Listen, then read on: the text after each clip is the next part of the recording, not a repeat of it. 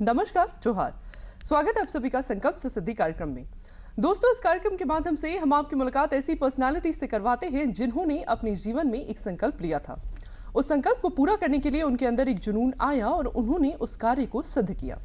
आज इसी क्रम में हमने अपने स्टूडियो में आमंत्रित किया है दवाला के फाउंडर वकास जी को। तो वकास जी, बहुत बहुत स्वागत है आपका हमारे कार्यक्रम में। Thank you ma'am. सबसे पहले the honour is all ours कि हमें मौका मिला कि दूरदर्शन में आए, आप लोगों ने मौका दिया, इसके लिए हम लोग बहुत बहुत शुक्रगुजार हैं अपने स्टार्टअप को रिप्रेजेंट करने के लिए। वकास जी, हम आपसे जानना चाहेंगे कि जो दवाला है, इसका क्या कंसेप्ट है और ये लोगों को कैसे सर्व करता है? दवाला एक B2B2C कंपनी है, एक स्टार्टअप है जिसका टारगेट है कि वो रिटेल सेक्टर्स में जो स्टोर है उनको अपलिफ्ट करे, उनको एक डिजिटलाइज करे कि वो एक कंपटीशन को फेस कर पाए। क्योंकि इंडिया एक $5 ट्रिलियन इकोनॉमी बनने के और अग्रसर है और इसमें रिटेल एक बहुत बड़ा भागीदार होने वाला है। तो retail is expected to be $2 trillion segment sector. तो और इसमें अभी भी ई कॉमर्स जो है वो स्टिल 4 to 5% ही कैप्चर कर पाया मार्केट। तो अभी भी काफ़ी कॉमर्स जो होता है, काफ़ी जो बिज़नेस जो होता है वो अभी भी ऑफलाइन होता है। तो हमारा टारगेट है कि वो जो ऑफलाइन रिटेलर्स है उनको अपलिफ्ट किया जाए। तो दवाला का बस वही टारगेट है, digitalise the local stores. Waqas ji, आप हमें ये बताइए कि दवाला ही क्यों? इसका नाम दवाला आपने रखा है, दवाला ही क्यों? क्या कंसेप्ट है इस नाम के पीछे? इसके पीछे थोड़ा फनी कॉन्सेप्ट है। Actually Dawala stands for all those वालाज who makes our life easy, like किराना वाला, राशन वाला, सब्जी वाला, गोलगप्पे वाला। तो एवरी वाला जो हमारा लाइफ में एक भागीदार हैं, हम लोग उनको एक प्लेटफॉर्म देना चाहते थे। तो इसलिए हमने उसको दवाला रखा। दा जहाँ पर एक वेरिएबल है, उसमें आप कुछ भी डाल सकते हैं, किराना, राशन, जो भी, और वाला एक कांस्टेंट है। तो we are platform provider. Okay Waqas ji, हम जानना चाहेंगे कि इससे पहले आप क्या कर रहे थे और कैसे ये कंसेप्ट आपके दिमाग में आया और आपने ये स्टार्टअप क्रिएट किया?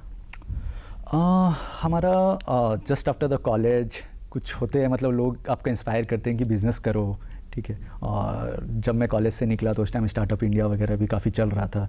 तो हुआ कि कुछ किया जाए in terms of business, in terms of startup, कि खुद का कुछ किया जाए। तो वी स्टार्टेड एंड लकीली उसी टाइम न्यूज़पेपर में कुछ आया कि झारखंड स्टार्टअप पॉलिसी भी बन रही है और उसमें भी कुछ एडवर्टाइजमेंट वगैरह था। So we participated in that और उसमें हमारा सिलेक्शन हो गया। स्टेट इवैल्यूएशन बोर्ड से we qualified and we were the recognised startup of Jharkhand government. तो उसके बाद हमने ये एक प्रक्रिया चालू किया दवाला का और फिर आज हम यहाँ हैं, चलता गया वो। वकास जी, आप हमें ये बताइए कि और भी बहुत सारी ऐसी कंपनीज हैं जो इसी डिजिटलाइजेशन मॉड्यूल पे काम कर रही हैं, ई कॉमर्स के प्लेटफॉर्म पे काम कर रही हैं। तो आपका जो दवाला है, इसकी क्या यूनिकनेस है या इसकी क्या यूएसपी है? हमारा जो यूनिक सेलिंग पॉइंट बोला जाए, आज के ज़माने में काफ़ी ज़्यादा यहाँ पर आपको do it yourself type websites होते हैं जहाँ पर आप अपना वेबसाइट क्रिएट कर सकते हैं, लिस्ट कर सकते हैं प्रोडक्ट्स को। बट हमने जो रियलाइज़ किया after a lot of research and development, R&D करने के बाद, कि जितने भी स्टोर्स होते हैं वो अपना अगर खुद का भी वेबसाइट बना ले, even after spending a lot of money, ठीक है, उसको maintenance is very difficult task. Maintenance, उसमें प्रोडक्ट को लिस्टिंग करना, फिर उस प्रोडक्ट जो लिस्ट हो चुका है उसको मेंटेन करना। फॉर एग्जांपल, अगर प्रोडक्ट का प्राइस बढ़ गया तो you have to go to your panel, वहाँ पे जाके आपको ऑनलाइन में भी प्राइस चेंज करना है, ठीक है। स्टॉक अगर आपके पास आउट ऑफ स्टॉक हो गया, कस्टमर को बहुत ज़्यादा ये इश्यूज़ होता है कि हम लोग इस टाइप के वेबसाइट से हम लोग ऑर्डर कर लिए हैं बट वो प्रोडक्ट आउट ऑफ स्टॉक है, तो एक ख़राब इंप्रेशन बैठता है। और इन द लॉन्ग टर्म लोग क्या होते हैं, अपने वेबसाइट या ये सब प्लेटफॉर्म को छोड़ देते हैं क्योंकि वहाँ से बिजनेस उतना नहीं आता, उतना ज़्यादा उनको मेंटेनेंस आता है। तो व्हाट वी आर डूइंग, हम लोग इसी को एक एलिमिनेट कर रहे हैं कि आपको मेंटेनेंस का कोई इशू नहीं है, कोई झंझट नहीं है। We will be handling all those stuff, ठीक है। तो we are the not only the platform provide but platform maintenance also. हम लोग आपको पूरा एक डिजिटलाइज स्टोर मेंटेन करके देंगे। वकास जी, किसी भी स्टार्टअप को फंड करने के लिए पैसों की ज़रूरत होती है, तो हमने ये जाना है कि आपने अपनी स्टार्टअप की फंडिंग के लिए जॉब्स भी करी थी। तो इसके पीछे का क्या कंसेप्ट है, ये हम आपसे जानना चाहेंगे। एग्जैक्टली किसी भी बिज़नेस को रन करने के लिए अगर बोला जाए, सबसे इंपॉर्टेंट जो होता है वो पैसा होता है। Money is the most important part, ठीक है। उसके बाद इंस्पिरेशन आता है, उसके बाद आपका आइडिया आता है, प्रोडक्ट आता है, बट सबसे पहले आपको पैसे की ज़रूरत है। तो as a middle income family, okay, तो it is very difficult to get funded, specially आज के ज़माने में जहाँ पर डेली कोई ना कोई स्टार्टअप आ रहा है। तो आज के ज़माने में फ़ंड रेस करना इज़ वेरी डिफ़िकल्ट टास्क। तो हमने ये रियलाइज़ किया just after being selected in the Jharkhand startup policy. उसके बाद हमने रियलाइज़ किया कि we need fund to grow. तो हमने ज्वाइन किया, कंपनी वगैरह ज्वाइन किया, we started a job. But अगर देखा जाए from beginning the job and अभी हमने जॉब छोड़ा है in this April itself. Okay, हमने इतने टाइम में we did the research development, product को फाइनलाइज करना. ठीक है, in this period we got incubated in different institutions. तो ये फ़ायदा हमने उठाया और साथ में वो बोलते हैं ना cockroach, we led a cockroach life. ठीक है, कि कॉकरोच कभी भी छोड़ता नहीं है कोई भी चीज़. दे आर द मोस्ट मतलब वो लड़ने वाला जो होता है कि बोला जाता है even if a nuclear attack is there only animal which can survive is cockroach. तो हम लोग वो है, we can survive any atmosphere, we can do it and we तो कैन आपने सक्सीड. बूटस्ट्रैप मॉडल से अपनी स्टार्टअप को सस्टेन रखा है? हाँ, we are completely bootstrapped and later on जब हमें ग्रांट्स वगैरह मिला है from STPI, we got incubated from STPI. तो we have got certain grants also. But we और आर फंड्स फिलहाल आप कहाँ से व्यवस्था कर पा रहे हैं अपने स्टार्टअप के लिए? और own fund, completely our Own own fund. funds. हम लोग का भी पूरा जितना भी डेवलपमेंट है, our product is ready, MVP testing is done, तो वो सब हमने अपने फंड से किया है. We are completely bootstrapped. Waqas ji, कैसे आपने लोगों को ये रियलाइज कराया कि एक गैप है प्रिवलेंट, जिसको फुलफिल करने से वो और बेहतर ऑपरेट कर पाएंगे? आपके स्टार्टअप के माध्यम से ये आप कैसे रियलाइज करा पाए लोगों को? एग्जैक्टली, अगर सेलर के नज़रिया से देखें, for any business to run successfully उनको या तो पैसा बचाना है, they have to either save the money to run a business, या उनको पैसा इंक्रीज करना है, टू मेक मार्जिन इंक्रीज करना है, रेवेन्यू इंक्रीज करना है. तो दो ही तरह से बोला जाता है धंधा किया जा सकता है, आइदर यू अर्न मनी और यू सेव मनी. ठीक है, तो luckily from our startup we are helping the sellers to do both. वो पैसा बचा भी सकते हैं और पैसा अर्न भी कर सकते हैं. एग्जाम्पल देता हूँ पैसा कैसे बचा सकते हैं. For example, they can save money by increasing the shelf space in their store. जैसे कि हम लोग एक एमपॉस भी प्रोवाइड करवाते हैं. तो ये एमपॉस से क्या होता है, अभी जो हम लोग कैशियर काउंटर्स देखते हैं, तो उस कैशियर काउंटर्स की ज़रूरत नहीं है. वहाँ पर अब बिलिंग जो है वो एक मोबाइल के ज़रिए ही एक कैशियर या सेल्समैन कोई भी कर सकता है. तो वो एक शेल्फ स्पेस अब बढ़ जाएगा, जो एक बिजनेस के नज़रिया से देखा जाए जो एक स्पेस ब्लॉक होके पड़ा हुआ था, चाहे वो 20 स्क्वायर फीट का हो या 25 स्क्वायर फीट का हो. अब वहाँ पर भी लोग अपना प्रोडक्ट दिखा सकते हैं, प्रोडक्ट सेल कर सकते हैं. तो एक वहाँ पर उनका इंक्रीज़ हो रहा है. दूसरा, नाउ दे कैन जहाँ पर अब एमपॉस वगैरह लग जाएगा तो they can utilise their manpower more effectively. तो वहाँ पर they can save a lot of money. और अगर बोला जाए कि how they can earn the money, तो देखा गया है और बहुत सारे रिसर्च भी है कि अगर कस्टमर इन्फॉर्म्ड रहता है प्रोडक्ट्स के बारे में, तो they prefer to buy the product. तो from our mobile assisted shopping application, तो इससे क्या होगा, कस्टमर को जब वो शॉपिंग कर रहा है तभी उसको पता चलते जाएगा कि प्रोडक्ट का डिस्क्रिप्शन, प्रोडक्ट का प्राइसिंग, मतलब you will be having a e-commerce like पूरा ecosystem in the offline store. Okay, Waqas ji, आप हमें बताइए कि मेंटर्स कैसे मिले आपको और उनका क्या सपोर्ट रहा आपके स्टार्टअप में? मेंटर्स का काफ़ी सपोर्ट रहा. और एवरी स्टार्टअप, एवरी पर्सन, अगर बोला जाए even in a life, mentors are very important. So in terms of mentor we got, सबसे पहले जब हम लोग Jharkhand startup policy state evaluation board से सिलेक्ट हुए, तो we got good mentors from there also, जो हमारे अंदर एक इग्निशन जो लाया गया स्टार्टअप का. ठीक है, तो कम से कम इग्निशन तो हमें वहाँ से मिला ही. ठीक है, देन वी ग्रू. ठीक है, we got incubated from software technology park of India. तो STPI में we got mentors, we got incubation. तो वहाँ पर वी गॉट हेल्प कि कैसे हम अपने आइडिया को रीडिफाइन करें, कैसे पाइवट करें, कैसे उसको और ज़्यादा मार्केटेबल करें, कैसे टेक्नोलॉजी को इम्प्लीमेंट करें, न्यू टेक्नोलॉजीज़ को. फिर वाधवानी फाउंडेशन से हम लोग इंक्यूबेट हुए, तो वहाँ से हमें फ़ायदा हुआ कि कैसे एक पिच किया जाता है, पिच प्रिपेयर किया जाता है, पिच डेक बनाया जाता है, कैसे इन्वेस्टर के सामने प्रेजेंट किया जाता है. तो ये सब प्लेटफॉर्म से हमें जो मेंटर्स मिले हैं, तो दे helped a lot. Wadhwani foundation की तरफ से आपको इंक्यूबेशन सपोर्ट भी मिला था, इसके बारे में आप हमें कुछ बताइए. वाधवानी फाउंडेशन एक सिम्फनी ग्रुप है जो फ़ैन बनाता है. Actually this foundation comes under them, एक ये NGO टाइप का है. So we got selected in one of their cohorts, जो कि एक इग्नाइट कोहर्ट था. We got selected in that. और उसके बाद हमारा लगभग आई गेस 12 वीक्स का बूट कैंप हुआ. तो उसमें हमें सिखाया गया कैसे पिच डेक बनाया जाता है, कैसे USP बनाया जाता है, मतलब हमें प्रोडक्ट को कैसे रीडिफाइन किया जाता है. तो we worked on that along with the mentors, along with the teams. वहाँ पर अच्छे स्टार्टर्स भी मिले ऑल ओवर इंडिया लेवल से. विकास जी, टेक्नोलॉजी तो आप डेवलप कर चुके हैं, अब इसकी बिजनेस के ऊपर कैसे वर्क हो रहा है इसके बारे में आप हमें बताइए। हाँ एग्जैक्टली अभी एक्चुअली हमने just in April I left the job, तो उसके बाद से वी स्टार्टेड इन द कि कैसे अब कंज्यूमर तक पहुंचा जाए। तो अभी हमारा वही फेज चल रहा है, already the testing has been done. तो अब हम लोग कंज्यूमर के पास पहुंचने की कोशिश कर रहे हैं। तो ये माध्यम से हम लोग बोलेंगे भी कि if you are a seller, ठीक है, अप्रोच अस एंड आपको हम लोग हेल्प करेंगे कि how to make your store smart, एक इंडिया को भी स्मार्ट बनाना है। तो लेट्स जॉइन दी हैंड। आप 24/7 स्टोर का प्लान कर रहे हैं, ये कैसे पॉसिबल है आपकी स्टार्टअप के माध्यम से, इसके बारे में भी आप हमें बताइए। 24/7 स्टोर्स का जो हमारा कॉन्सेप्ट है कि 24 घंटे एक स्टोर को कैसे चलाया जाए। तो सबसे पहले इसमें जो एक इशू आता है ऑपरेशनल कॉस्ट का। तो with the help of our technology we believe and we are already doing it कि कैसे हम लोग 25 to 30% एक ऑपरेशनल कॉस्ट को कम करें। तो हम लोग वो टारगेट कर रहे हैं कि वो ऑपरेशनल कॉस्ट को हम लोग कम करके we can utilise that cost that is being saved, उसको हम लोग यूटिलाइज करके एक स्टोर को 24/7 कैसे चलाया जा सके कि लगभग उतना ही एक ऑपरेशनल एक्सपेंडिचर हो बट एक सर्विस टाइम, ठीक है, एक कस्टमर को सर्विस टाइम इंक्रीज़ हो सके कि 24 घंटा, अभी वो 12 ही घंटा बिजनेस कर पा रहा था, अब वो 12 घंटा में और ज़्यादा बिजनेस कर सकता है। तो व्हाट वी आर ट्राइंग कि एक ही स्पेस में एक ही बिजनेस में कैसे एक रेवेन्यू को इंक्रीज़ किया जा सके।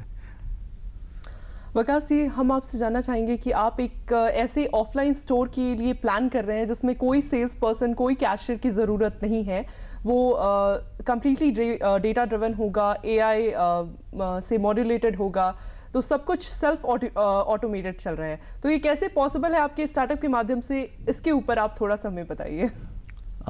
Yes, actually we are researching on that, और वर्ल्ड लेवल पर अगर देखा जाए तो Amazon has done it in US वगैरह में, अमेजन गो करके उनका कॉन्सेप्ट है।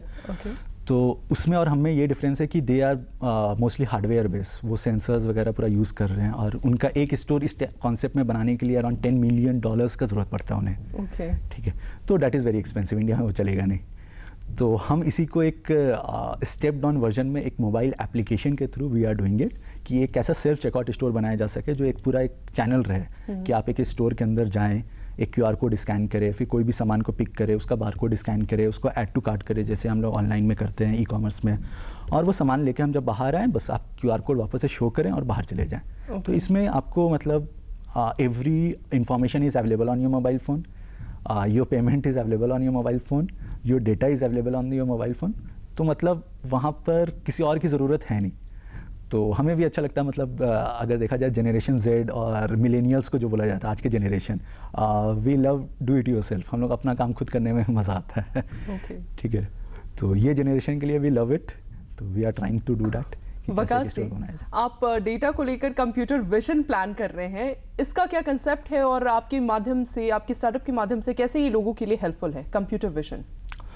कंप्यूटर विजन जैसे कि अभी इनिशियली फेज़ 1 में we are doing barcode scanning from mobile phone की, एक अगर फ़ोटो खींचा जाए कैसे उसको एक बारकोड को निकाल लिया जाए। Next we are working on the computer vision in the part of cataloguing, क्योंकि देखा जाए सबसे बड़ा जो इशू है हमारे स्टार्टअप में, हमारे टाइप के बिजनेसेस में इस कैटलॉगिंग की, एक स्टैंडर्ड कैटलॉगिंग। अभी देखा जाए government is, central government is also working on ONDC करके एक कॉन्सेप्ट है जो उनका वर्क कर रहे हैं। तो उसमें भी द मोस्ट इम्पॉर्टेंट या क्रिटिकल पार्ट जो बोला जाएगा कैटलॉगिंग ही, दे आर फेसिंग इट कि एक स्टैंडर्ड कैटलॉग कैसे बनाया जाए। हम अगर अमेजन पर जाते हैं तो एक स्टैंडर्ड कैटलॉग रहता है, एक स्टैंडर्ड इमेजिंग रहता है, सब कुछ रहता है। तो we are using AIs and all everything कि एक स्टैंडर्ड कैटलॉग कैसे बनाया जाए कि एक ट्रस्टफुल रहे फॉर कस्टमर ऑल्सो, कि एक प्रोडक्ट दिख रहा है तो उसका इमेज सही हो, इमेज सही से दिखे। तो we are working on that part also. Vikas ji, आपकी को फाउंडर्स से कब मुलाकात हुई और क्यों लगा कि आपको को फाउंडर्स की ज़रूरत है? ये सही बोला जाता है, you can not be the jack of all trades.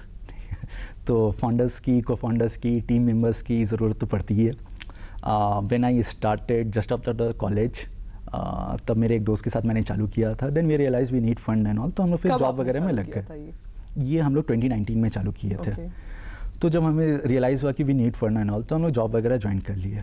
और वहीं पर जब अपना काम चल ही रहा था, इंडिविजुअल लेवल पे जब मैं इसके ऊपर रिसर्च वगैरह कर ही रहा था, तो first of all I got my CTO, हमारे कॉमन CA के through we got in contact. वो उस टाइम एक फिनटेक स्टार्टअप पे काम कर रहे थे, हमारे जो कलीग जो है। तो फिर वी ज्वाइन हैंड्स, हम लोग आगे बढ़े। फिर एक रांची में ही एक स्टार्टअप इवेंट था, उसमें मतलब I got contacted with CFO miss Komal. तो फिर मतलब एक कारवां चलता गया, लोग मिलते गए, और the common linkage was always a startup. तो हम लोग का एक स्टार्टअप ही एक कॉमन लिंकेज था उनके साथ। विकास जी, आप लोग तीनों जॉब कर रहे थे अपनी स्टार्टअप की फंडिंग को सपोर्ट करने के लिए, तीनों को फाउंडर्स। तो हम आपसे ये जानना चाहेंगे, काफ़ी इंटरेस्टिंग साउंड हो रहा है, आप लोग तीनों 9 AM to 7 PM जो जॉब कर रहे थे, उसके अलावा अपने स्टार्टअप को भी साथ साथ मेंटेन कर पाना, कैसे ये आप मैनेज कर पा रहे थे? Job was a tough part, not startup और तो वो अपना भी पैशन तीनों था। के तीनों, कोई एक तो था नहीं। हाँ एग्जैक्टली, क्योंकि फ़ंड की ज़रूरत है हम लोग को, घर में भी वी नीड फंड, ठीक है, वी हैव टू सस्टेन।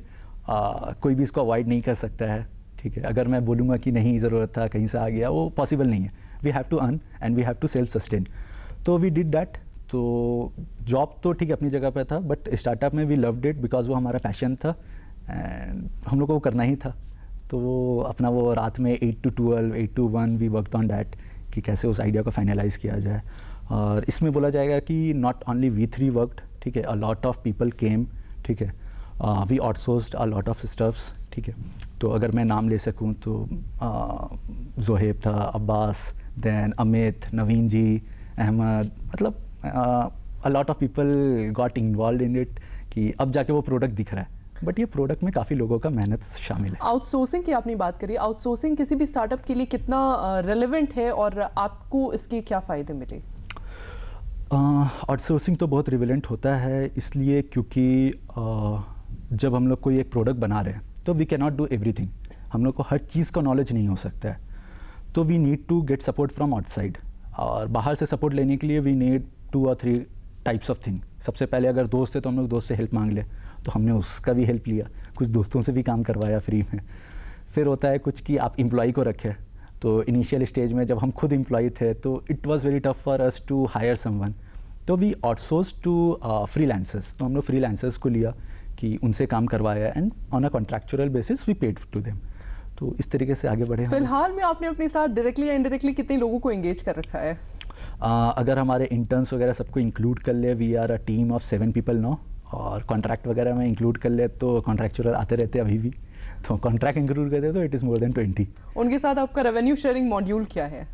हमारे जो इंटर्न हैं they are directly on the stipend basis, Okay. तो we do not share revenues with them. और हमारे जो कॉन्ट्रैक्चुअल बेसिस पे भी जो हमारे जो फ्रीलांसर्स हैं उनके साथ भी we have a fixed contract, तो we do not share revenue with any of our stakeholders till now. तो जो आपके स्टेक होल्डर्स हैं, उन स्टेक होल्डर्स में आपके रिटेल शॉप ओनर्स भी आते हैं, उनके साथ आपका किस प्रकार का रेवेन्यू शेयरिंग मॉड्यूल रहता है? एक्चुअली रेवेन्यू शेयरिंग मॉडल से पहले हम लोग एक बार प्रोडक्ट पे मैं बता देता हूँ कि हम लोग का प्रोडक्ट क्या है, और उसमें भी हाउ वी टेक चार्जेस या रेवेन्यू कैसे हम लोग उसमें कैलकुलेट करते ओके, हैं। तो आपका रेवेन्यू शेयरिंग मॉड्यूल के ऊपर हम चर्चा कर रहे हैं, तो आपका रेवेन्यू जनरेशन मॉड्यूल भी आप बताना चाह रहे हैं? जी जी जी जी। तो हम लोग रेवेन्यू ऐसे चार्ज करते हैं, first of all we provide वाला बुक सॉफ्टवेयर। तो वाला बुक्स एक अकाउंटेंसी सॉफ्टवेयर है, and for that we charge a fix subscription charge and maintenance contract, जो कोई भी एक अकाउंटेंसी सॉफ्टवेयर जो पे करता है लेता है किसी भी स्टोर से। देन वी हैव वाला मार्केट, वाला गो एंड वाला गो प्लस। ये जो हमारे जो 3 प्रोडक्ट्स है, इसमें we charge on the basis of transactional value. तो ये जो ट्रांजैक्शनल वैल्यू है ये similar to payment gateway charges है, जो कोई भी आप ऑनलाइन जो सेल करते हैं, जो बैंक एक से आपसे जो एक प्लेटफॉर्म चार्जेस जो रिसीव करता है, तो हमारा भी चार्जेस मोर और लेस उसी कॉन्सेप्ट के ऊपर है, and it is not at all commissions, ठीक है। कमीशन के टर्म्स में वी आर वेरी बहुत बोलेंगे बहुत कम है, ठीक है। So we are charging platform charges, जो कि हर एक स्टोर इसको आइदर फ्रॉम 100 SKU अगर बोला जाए, एक छोटा रेस्टोरेंट ऑनर से लेके एक बड़ा D2C ब्रांड भी होगा, we have a complete range of products for every set of retails out there. B2B और B2C में आपका स्टार्टअप किस तरीके से फंक्शन कर पा रहा है? B2B जैसे मैंने बताया कि हम लोग डायरेक्टली सेलर्स को जो अपना सॉफ्टवेयर्स और कॉन्सेप्ट वगैरह जो प्रोवाइड कर रहे हैं, और कंज्यूमर्स के लिए हम लोग जो प्रोवाइड कर रहे हैं एक सेल्फ चेकआउट मोबाइल एप्लीकेशन है हमारा, कि एक कंज्यूमर किसी भी स्टोर में जाके बारकोड प्रोडक्ट का बारकोड स्कैन करके उसको अपने कार्ट में, मतलब physically as well as virtual cart में ऐड करके स्टोर के बाहर आ सकता है। तो ये हमारा कंज्यूमर के लिए डायरेक्ट जो प्रोडक्ट हो गया। और दूसरा जो हमारा main product for consumer is a वाला मार्केट प्लेस। वो एक मार्केट प्लेस वेबसाइट है जहाँ पर आपके जितने भी लोकल स्टोर्स के जो प्रोडक्ट है वो लिस्टेड रहेगा along with their description, price, everything, stock वगैरह सब आपका अवेलेबल है। तो अभी जैसे हमें अगर कोई एक मोबाइल फ़ोन ख़रीदना है तो मैं घर में बैठे बैठे देख सकता हूँ कि मेरे घर के बाजू में कितने दूर में वो मोबाइल अवेलेबल है, किस रेट पे अवेलेबल है। अभी हम लोग को वो करना पड़ता है कि हम लोग दूसरे ई-कॉमर्स कंपनीज़ में चेक करते हैं और वहाँ चेक करके हमें लगता है 2 या 3 दिन में आने के लिए, but we need to realise कि हमारे जो लोकल स्टोर्स हैं उनके पास भी वो चीज़ अवेलेबल होता है, बट पता नहीं रहता है हमें। STPI software technology park of India की तरफ से आपको इंक्यूबेशन सपोर्ट भी मिला था और जहां तक हम जानते हैं TCS जैसी ऑर्गेनाइजेशन भी STPI के इंक्यूबेशन से ही डेवलप हुई है। तो STPI है क्या और इसका क्या रोल रहता है एक स्टार्टअप को डेवलप करने में? STPI is a department that comes directly under Ministry of IT and Commerce, Government of India, और ये काफ़ी पुराना ऑर्गेनाइजेशन है, अराउंड 1990s में ये फॉर्म हुआ था। तो ये specially for the software company के लिए ये एक डिपार्टमेंट बनाया गया है गवर्नमेंट की तरफ से कि कैसे एक सॉफ्टवेयर कंपनी को सपोर्ट किया जाए in terms of export, import, everything. तो ये एक सेंट्रल गवर्नमेंट का ऑर्गेनाइजेशन है and we got incubated from them. तो करेंटली हमारा जो वर्चुअल इंक्यूबेशन है वो STPI भिलाई की तरफ से है और physical incubation we are in STPI Ranchi. Chunauti 3.0 जो मिनिस्ट्री ऑफ IT हर एक साल करवाती है, इसी में 2022 ईयर में आपने पार्टिसिपेट किया था चुनौती 3.0 में और आप विनर भी रहे थे इसके। तो इसके पीछे की जर्नी बताइए और इससे आपको क्या वहाँ से बेनिफिट मिला ये भी बताइए। चुनौती 3.0 जो एक स्टार्टअप कंपटीशन इवेंट है वो गवर्नमेंट करवाता है, almost every year they organise it and we participated it.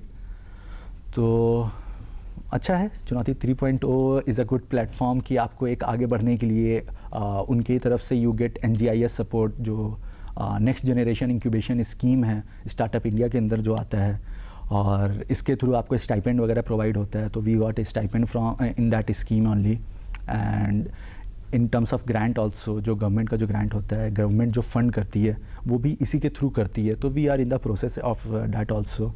तो अगर आपको गवर्नमेंट के थ्रू कुछ एडवांटेजेस चाहिए you have to participate in the government organise start competitions. तो उसमें एक चुनौती 3.0 भी है। ओके, गवर्नमेंट के बहुत सारे स्कीम्स होते हैं, फंडिंग स्कीम्स फॉर स्टार्टअप्स, उनमें से किसी स्कीम का क्या आपको लाभ मिल पाया है अभी तक? उसी में जो स्कीम है, ये जो NGIS एक उसी स्कीम का ही हिस्सा है। एंड अगर आप एक स्कीम में पार्टिसिपेट कर चुके होते हैं और एक स्कीम के if you are qualified for that scheme तो आप दूसरे में फिर पार्टिसिपेट नहीं कर सकते। So we already got a support from government, stipend support we already got, in terms of funding support वो अभी प्रोसेस में है। तो जब तक वो ब्यूरोक्रेसी का मामला है, जब तक वो सपोर्ट फुलफिल नहीं हो पाता है we can not participate in another government events.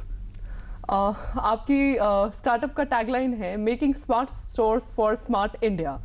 तो ये आपने टैगलाइन क्यों रखा और इसके पीछे का क्या कंसेप्ट है ये आप हमें बताइए। हम लोग स्मार्ट स्टोर्स क्यों बोलते हैं जो हम लोग स्टोर्स को बना रहे हैं, क्योंकि we are not just making online platform for that store. हम लोग उसका अकाउंटेंसी, उसका इन्वेंट्री, उसका अटेंडेंस, उसका एवरीथिंग, मतलब उसके स्टोर लेवल से लेके उसका डिजिटली ऑनलाइन मीडियम तक we are maintaining everything for them. तो हमारा क्या हो जा रहा है, we are in the digital partnership with that store. Okay, ठीक है। तो ये अगर दूसरे लोगों से देखा जाए तो इसमें ये फ़र्क है। तो इनडायरेक्टली हम लोग क्या कर रहे हैं, एक अगर अभी नॉर्मल स्टोर है हम लोग उसको स्मार्ट बना दे रहे हैं।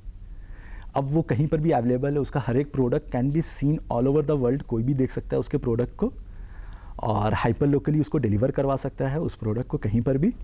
तो अब क्या है, वो store is on the same platform जहाँ पर कंज्यूमर पहले से अवेलेबल है। If consumer is available online तो वो स्टोर ऑनलाइन अवेलेबल है, if consumer is available offline तो वो स्टोर ऑफलाइन में भी अवेलेबल है। तो channel of sale has increased from offline to online also. आपका स्टार्टअप DPIIT रजिस्टर्ड है, तो DPIIT रजिस्टर्ड होने से एक स्टार्टअप को क्या फ़ायदे मिलते हैं इसके बारे में आप हमें बताइए।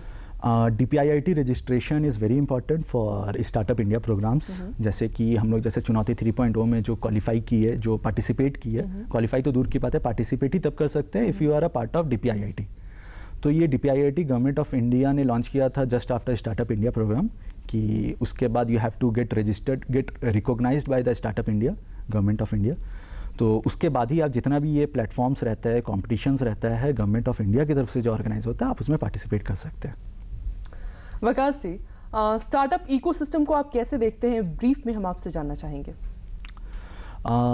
स्टार्टअप इकोसिस्टम देखा जाए तो India has one of the largest young population on earth, ठीक है, अभी हो ही गया हमारा, we are the youngest population on earth अगर देखा जाए तो, और we have to utilise the, क्या बोलते हैं, वो आग को वी नीड टू यूटिलाइज जो यंग जनरेशन के अंदर है, तो startup plays a very important part in that. तो इकोसिस्टम तो इंक्रीज़ हो रहा है, बढ़ ही रहा है। अभी हम लोग देखे थे कि पहला जो डिकेड जो स्टार्टअप में जो इंडिया रिवोल्यूशन जो आया था डैट वाज टियर 1 सिटीज़। अभी देख रहे हैं जो डिकेड 2 है that is going towards more towards tier 2 and tier 3 cities. तो अब टियर 2 एंड टियर 3 सिटीज़ से भी स्टार्टअप्स निकल के आ रही है, एंड वी बिलीव कि अब यहाँ से भी यूनिकॉर्न्स बनना चालू होगा, and hopefully we will be the one of them. कोई भी नया स्टार्टअप के लिए आपके क्या संदेश रहेंगे जो अपनी किसी आइडिया को लेकर क्रिएट करना चाह रहा है?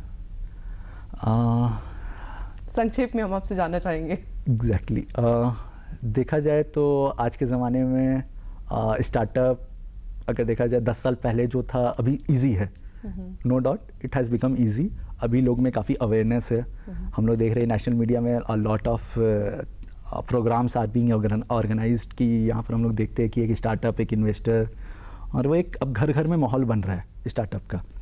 तो अभी अगर देखा जाए even if you are planning to do a startup you can get a support from your home, but उसमें भी चैलेंजेस है। तो सबसे पहले हम लोग यही बोलेंगे कि if you are willing to do a startup have the passion is very important. और सबसे बड़ा जो चीज़ है be truthful to yourself, कि आप दूसरों को अगर स्टार्टअप करने जा रहे हैं तो सबसे पहले आप अपने अंदर ट्रूथफुल रहें कि आप जो काम कर रहे हैं वो सही है। मतलब पैशन और जेन्युइननेस एक पर्सन के अंदर होना बहुत ज़रूरी है अगर वो किसी आइडिया को लेकर एक स्टार्टअप क्रिएट करना चाह रहा है तो। एग्जैक्टली, क्योंकि ये बहुत लॉन्ग जर्नी है। वकास जी, आप हमारे कार्यक्रम में आए और आपने हमारे दर्शकों को इतनी विशेष जानकारियां दी, इसके लिए आपका बहुत बहुत धन्यवाद, आभार। अगले कार्यक्रम में आपसे फिर मुलाकात होगी किसी ऐसे ही नए व्यक्तित्व के साथ। तब तक के लिए हमें और हमारी पूरी टीम को दीजिए इजाजत। नमस्कार, जोहार।